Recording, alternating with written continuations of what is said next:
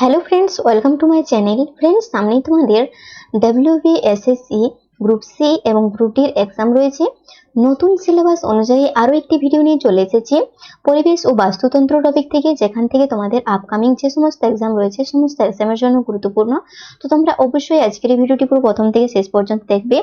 তার আগে একটি ছোট রিকোয়েস্ট, তোমরা যারা এই চ্যানেলে নতুন অবশ্যই চ্যানেলটি সাবস্ক্রাইব করে রাখবে। ভিডিওটি যদি ভালো লাগে, উপকারী আছে, অবশ্যই একটি লাইক করবে। তো চলো শুরু করা যাক আজকের এই ভিডিও। আজকের ভিডিওর ফার্স্ট কোশ্চেন কি রয়েছে, বাস্তুতন্ত্রের শক্তির মূল উৎস কি? এই প্রশ্নের সঠিক উত্তর কি হবে? চারটি অপশনের মধ্যে সঠিক উত্তর হয়ে যাবে আমাদের অপশন বি, সূর্য। এর সাথে সাথে তোমরা আরো কিছু পয়েন্ট মনে রাখবে, যেমন পৃথিবীর সমস্ত বাস্তুতন্ত্রের শক্তির প্রধান উৎসই হলো সূর্য। এছাড়াও সালোক সংশ্লেষ কি? সালোক সংশ্লেষ একটি প্রক্রিয়া। সবুজ উদ্ভিদ সৌরশক্তিকে খাদ্যে রূপান্তর করে। পরের প্রশ্ন কি রয়েছে, নিচের কোনটি গ্যাসীয় জৈব ভূ-রাসায়নিক চক্র নয়? তো এই প্রশ্নের সঠিক উত্তর হয়ে যাবে অপশন সি, ফসফরাস চক্র। এর সাথে তোমরা মনে রাখবে এই ফসফরাস চক্র একটি পাললিক চক্র, কারণ এর উৎসই হলো শিলা। পরের প্রশ্ন কি রয়েছে, বাস্তুতন্ত্রে জীবের শক্তির স্তরকে কি বলা হয়? তো এই 3 নম্বর প্রশ্নের সঠিক উত্তর কি হবে? এই প্রশ্নের সঠিক উত্তর হয়ে যাবে অপশন বি, ট্রপিক লেভেল। এর সাথে তোমরা মনে রাখবে এই ট্রপিক লেভেল পুষ্টির কাঠামোর প্রতিটি ধাপকে বলা হয়। এছাড়াও ফুড চেইন কাকে বলা হয়? শক্তি প্রবাহের পথকে বলা হয়। আর ইকোটোনের কথা যদি বলা হয়, দুটি বাস্তুতন্ত্রের মিলনস্থলকে বলা হয় ইকোটোন। এর সাথে সাথে বায়োম কাকে বলা হয়? বায়োম হলো বিশাল ভৌগোলিক অঞ্চল। পরের প্রশ্ন কি রয়েছে, ইকোলজিক্যাল পিরামিড ধারণাটি প্রথম কে প্রবর্তন করেন? তো 4 নম্বর প্রশ্নের সঠিক উত্তর কি হবে? এই প্রশ্নের সঠিক উত্তর হয়ে যাবে অপশন এ, চার্লস এলটন। এর সাথে তোমরা মনে রাখবে চার্লস এলটন 1927 সালে এটি প্রবর্তন করেন। এছাড়াও তোমরা অডাম এর কথা মনে রাখবেন, ইনি কে ছিলেন? একজন বিখ্যাত বাস্তুবিদ ছিলেন অডাম। এর পাশাপাশি মেন্ডেলের কথা যদি বলা হয়, বংশগতিবিদ্যার জনক বলা হয় মেন্ডেলকে। নির্দিষ্ট অঞ্চলে উদ্ভিদ ও প্রাণীর জীবনযাত্রার ধরনকে কি বলা হয়?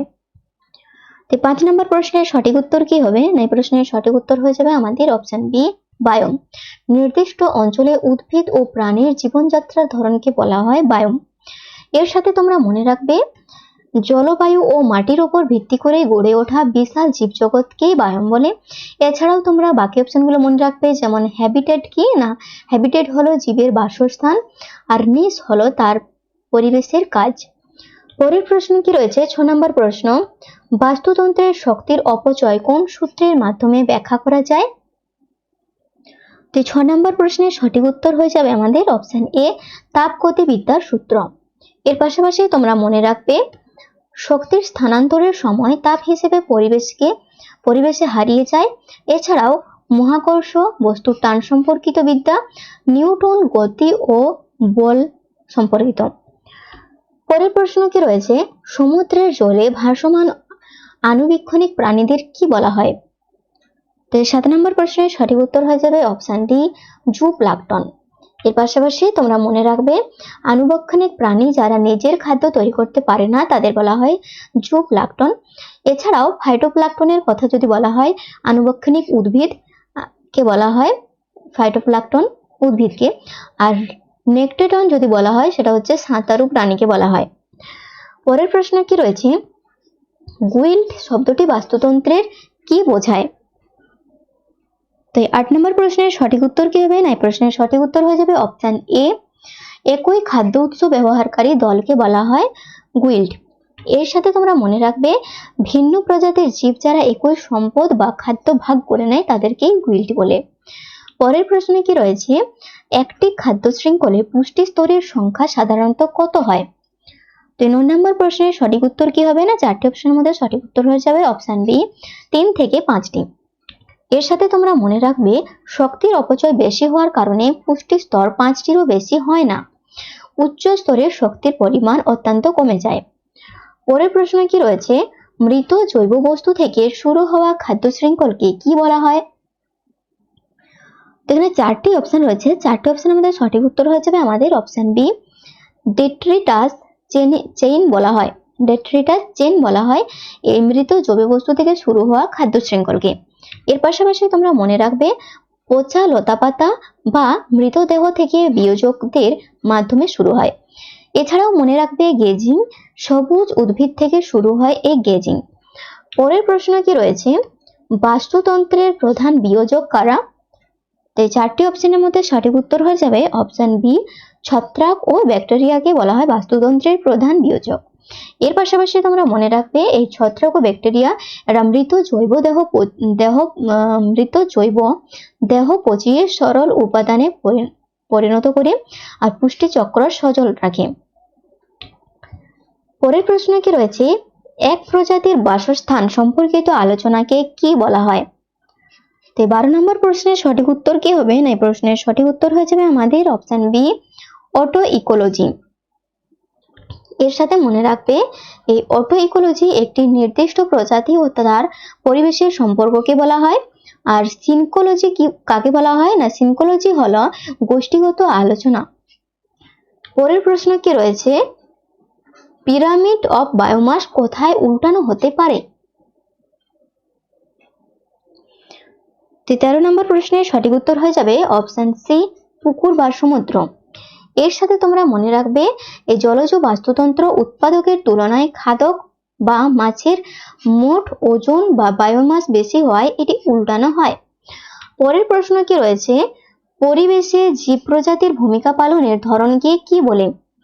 তো এই 14 নম্বর প্রশ্নের সঠিক উত্তর কি হবে? না এই প্রশ্নের সঠিক উত্তর হয়ে যাবে অপশন বি, ইকোলজিক্যাল নিশ। এর সাথে আরো কিছু পয়েন্ট মনে রাখবে, যেমন বাসস্থানে থাকার ধরন, খাদ্যের ধরন এবং পরিবেশের ওপর তার কাজের প্রভাবকে বলা হয় নিশ। পরের প্রশ্ন কি রয়েছে, পরিবেশের সহন ক্ষমতা বা ক্যারিং ক্যাপাসিটি বলতে কি বোঝানো হয়? 15 নম্বর প্রশ্নের সঠিক উত্তর হয়ে যাবে অপশন এ, সর্বাধিক জনসংখ্যার ধারণ ক্ষমতাকেই বলা হয় পরিবেশের সহন ক্ষমতা বা ক্যারিং ক্যাপাসিটি। এর সাথে তোমরা মনে রাখবে এই পরিবেশ তার সীমাবদ্ধ সম্পদের মধ্যে সর্বোচ্চ যত সংখ্যক জীবের ভার বহন করতে পারে। পরের প্রশ্ন কি রয়েছে, বাস্তুতন্ত্রের শক্তির একককে কি বলা হয়? 16 নম্বর প্রশ্নের সঠিক উত্তর হয়ে যাবে অপশন বি, কিলো ক্যালোরি। এর সাথে আরো কিছু পয়েন্ট তোমরা মনে রাখবে, যেমন শক্তির রূপান্তর ও প্রবাহ এই এককেই প্রকাশ করা হয়। এছাড়াও মনে রাখবে জুল কিসের একক? জুল হলো কার্যের একক। ডেসিবেলের কথা যদি বলা হয়, ডেসিবেল হয়ে যাবে শব্দের তীব্রতার একককে বলা হয় ডেসিবেল। পরের প্রশ্ন কি রয়েছে, লাইকেন কোন দুই ধরনের জীবের মিথজীবিতার উদাহরণ? 17 নম্বর প্রশ্নের সঠিক উত্তর কি হবে? না প্রশ্নের সঠিক উত্তর হয়ে যাবে অপশন বি, শৈবাল ও ছত্রাক। এর সাথে তোমরা আরো কিছু পয়েন্ট নোট করে রাখবে, যেমন শৈবাল খাদ্য তৈরি করে এবং ছত্রাক তাকে জল ও আশ্রয় দেয়। এটি উভয়ের জন্যই উপকারী। পরের প্রশ্ন কি রয়েছে, স্থায়ী কমিউনিটি তৈরি হওয়ার প্রক্রিয়াকে কি বলে? 18 নম্বর প্রশ্নের সঠিক উত্তর কি হবে? না এই প্রশ্নের সঠিক উত্তর হয়ে যাবে অপশন বি, ইকোলজিক্যাল সাকসেশন। এর পাশাপাশি তোমরা মনে রাখবে এই শূন্য স্থানে নতুন প্রজাতির বসতি স্থাপন এবং সময়ের সাথে তার স্থায়ী অরণ্যে পরিণত হওয়াকেই বলা হয় সাকসেশন। পরের প্রশ্ন কি রয়েছে, বাস্তুতন্ত্রের সবচেয়ে বড় একক কোনটি?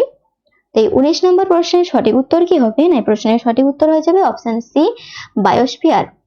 এর সাথে তোমরা মনে রাখবে জল, স্থল ও বায়ু নিয়ে গঠিত জীবমণ্ডলই হলো বৃহত্তম একক, বায়োস্ফিয়ারের বৃহত্তম একক।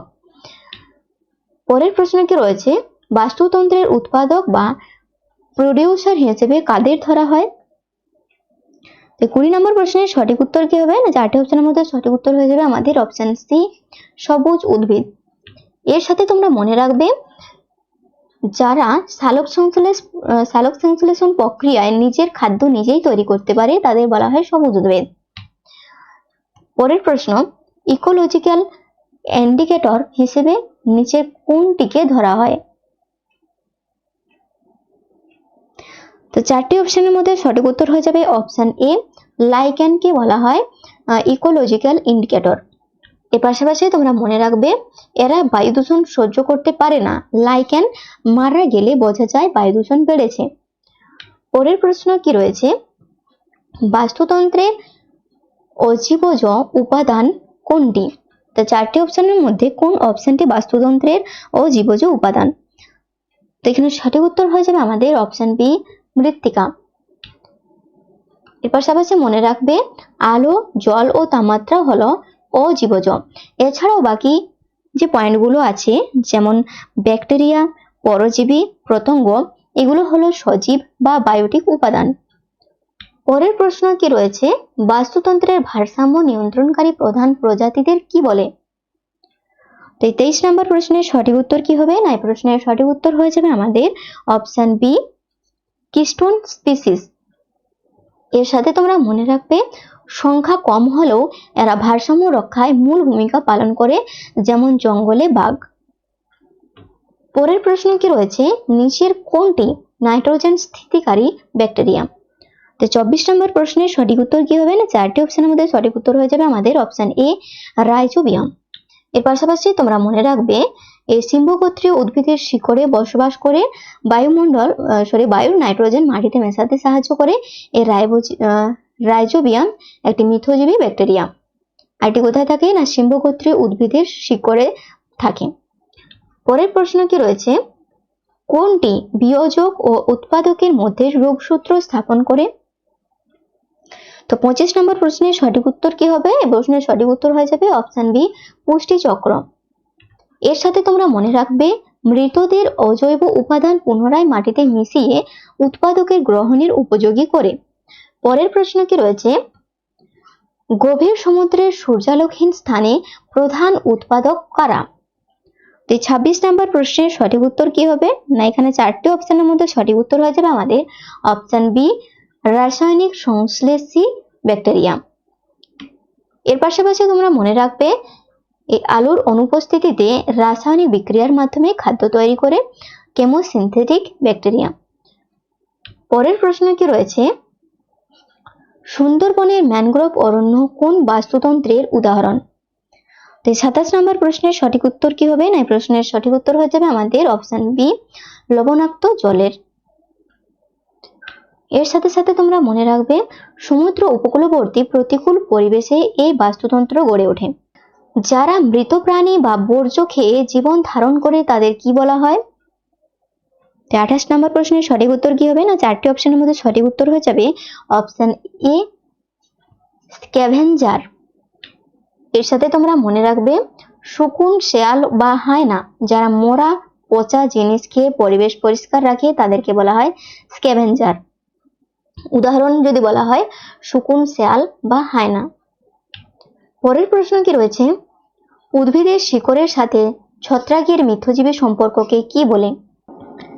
এই প্রশ্নের সঠিক উত্তর কি হবে? এই প্রশ্নের সঠিক উত্তর হয়ে যাবে অপশন এ, মাইকোরাইজা। এর সাথে সাথে তোমরা মনে রাখবে উচ্চ শ্রেণীর উদ্ভিদের শিকড় ও ছত্রাকের সহাবস্থান। পরের প্রশ্ন কি রয়েছে, এবং এই ভিডিওর আমাদের শেষ প্রশ্ন, পরিবেশের ভারসাম্যের জন্য ন্যূনতম কত শতাংশ বনভূমি থাকা প্রয়োজন? তো 30 নম্বর প্রশ্নের সঠিক উত্তর কি হবে? চারটি অপশনের মধ্যে সঠিক উত্তর হয়ে যাবে আমাদের অপশন সি, 33% বনভূমি থাকা প্রয়োজন। এর সাথে তোমরা আরো কিছু পয়েন্ট নোট করবে, যেমন 33% বনভূমি থাকা প্রয়োজন। বৃষ্টিপাত ও জলবায়ু স্বাভাবিক রাখতে দেশের মোট আয়তনের এই পরিমাণ বনভূমি থাকা প্রয়োজন। তো ফ্রেন্ডস, আজকের ভিডিও আমাদের এই পর্যন্তই। ভিডিও যদি ভালো লাগে, উপকারে আসে, অবশ্যই একটি লাইক করো আর বন্ধুদের সাথে শেয়ার করে দিও। আর চ্যানেলে যদি নতুন এসে থাকো চ্যানেলটি সাবস্ক্রাইব করে রাখো।